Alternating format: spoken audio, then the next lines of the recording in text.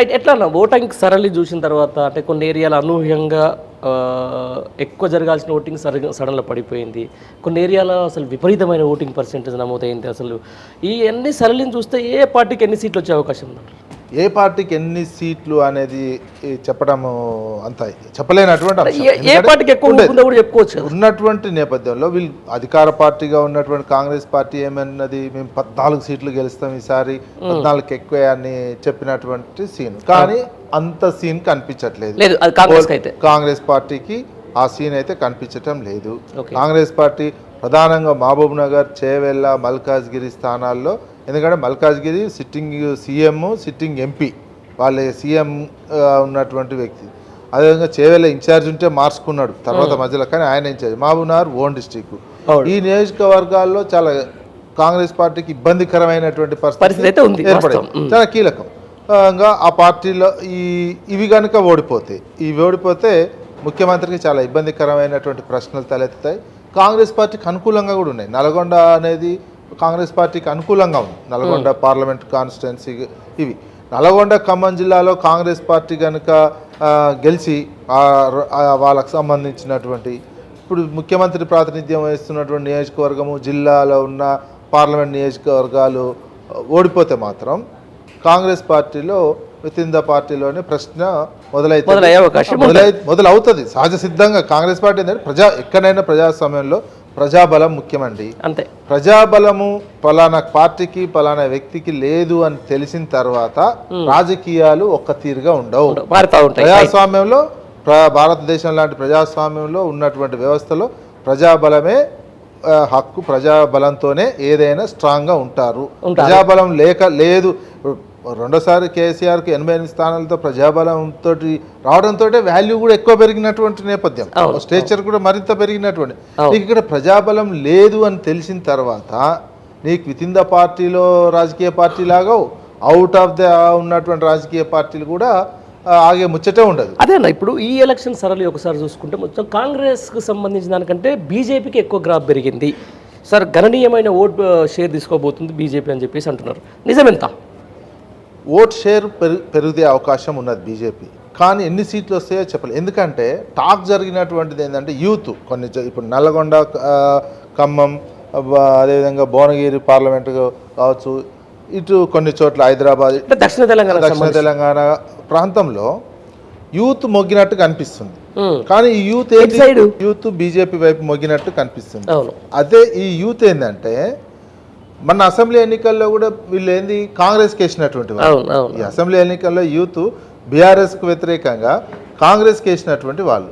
ఈ కాంగ్రెస్ ఓటు బ్యాంకే షిఫ్ట్ అయింది యూత్ది ఎంప్లాయీస్ సంబంధించి షిఫ్ట్ అయ్యి బీజేపీకి పోయినటువంటిది. దాంతో టాక్ బీజేపీకి పెరిగింది అనేది కనిపిస్తుంది.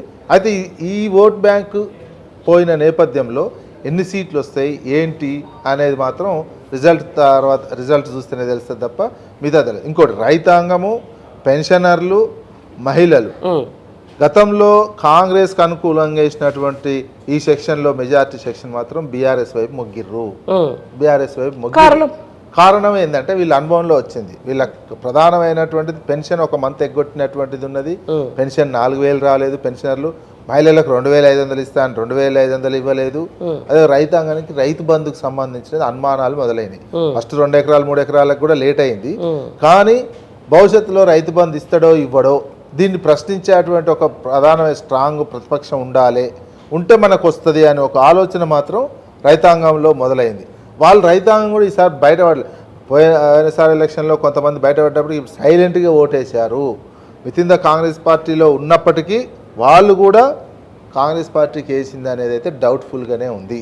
ఈ నేపథ్యంలోనే ఎలక్షన్స్లో ఎవరికి ఎన్ని సీట్లు వస్తాయి, ఎట్లుంటుంది, ఎటువైపు ముగుతుంది అనేది మాత్రం చెప్పలేనటువంటి అంశం 4వ తారీఖు వరకు చూడాల్సింది. ఎందుకంటే మీరు కాంగ్రెస్ పార్టీ వాళ్ళు అనుకున్నట్టు 14 సీట్లు అయితే వచ్చేది లేదు. అదైతే పక్క. వాళ్ళ ఏ పార్టీకి వచ్చినా సింగిల్ డిజిట్లనే ఉంటారు. మొత్తం 10 ఎవరికి రావండి. 10 ఒక్క పార్టీ సింగిల్ ఏ పార్టీకి రావు. 9 కాంగ్రెస్ బీజేపీకి వచ్చినా, కాంగ్రెస్కి వచ్చినా, బీఆర్ఎస్కి వచ్చినా 9, ఏ పార్టీకి వచ్చినా 9 లోపలనే షేర్ చేసుకుంటారు. ఇంతవరకు దాదాపు గత కొన్ని ఎలక్షన్ అంటే తెలంగాణ పోలింగ్ పార్లమెంట్ ఎలక్షన్స్ ఎవరు కూడా డబుల్ డిజిట్ దాటలే, ఈవెన్ బీఆర్ఎస్ పార్టీ కూడా దాటలే. బీఆర్ 2014లో దాటినట్టుంది. 2014లో సారీ దాంట్లో ఎవరు డబుల్ డిజిట్ 9 వచ్చినాయి, 9 వచ్చింది ఒకసారి. మననే 2019లో 9 వచ్చినాయి. అంతకంటే ముందు అంతమంది 11 వచ్చినట్టున్నాయి కానీ అది సరిగ్గా డిజిట్ వచ్చేసింది. కంక్లూజన్ మనం కూడా తీసుకుందాం. ఇది ఇప్పుడు మాత్రము ఏ పార్టీకి డబుల్ డిజిట్ సీట్లు రావు. 3 పార్టీలు సింగిల్ డిజిట్లనే ఉంటాయి. అవును, అంటే అది 9 హైయెస్ట్ 9.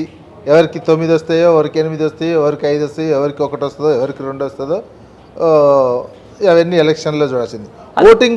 ఓటింగ్ ప్యాటర్న్ ఇట్లా జరిగింది. యూత్ ఎంప్లాయీస్ ఉన్నటువంటి పోస్టల్ బ్యాలెట్లు కూడా దాదాపు ఎక్కువగా బీజేపీకి పడ్డట్టు కనిపిస్తుంది. యూత్ ఎంప్లాయీస్ బీజేపీ వైపు మొగ్గినటువంటిది. వీళ్ళంతా ఏంది మన బీఆర్ఎస్కి వ్యతిరేకంగా వేసినట్టు, బీఆర్ఎస్కి వ్యతిరేకంగా వేసినట్టు. అంటే కాంగ్రెస్ ఓట్ బ్యాంకే బొక్కబడ్డది. మిగతా ప్రాంతాలది కూడా Congress vote bank at shift అయింది. వాళ్ళు బీఆర్ఎస్ను కోరుకున్నట్టు కొన్ని ప్రాంతాల్లో తెలుస్తుంది. సైలెంట్ ఓటింగ్ పడితే ఆ రిజల్ట్ వేరే ఉంటుంది. సైలెంట్ ఓటు కాకుండా మరి ఎలా ఉందనేది మిగతాది చూడాల్సినటువంటి అవసరం. ఓపెన్గా అయితే చెప్పలే, ఎందుకంటే మనకు ఓపెన్గా కాంగ్రెస్కి వేస్తాము, కాంగ్రెస్ వాళ్ళు కూడా కాంగ్రెస్కి వేస్తాము అని ఓపెన్గా అయితే చెప్పలేదు. కాకపోతే కొన్ని చోట్ల కొంతమంది పార్టీకి సంబంధించినటువంటి వాళ్ళు అటు ఇటు కాంగ్రెస్ వాళ్ళు మాట్లాడారు తప్ప ఓటర్ మాత్రం బయటపడలేదండి పార్లమెంట్ ఎన్నికల్లో.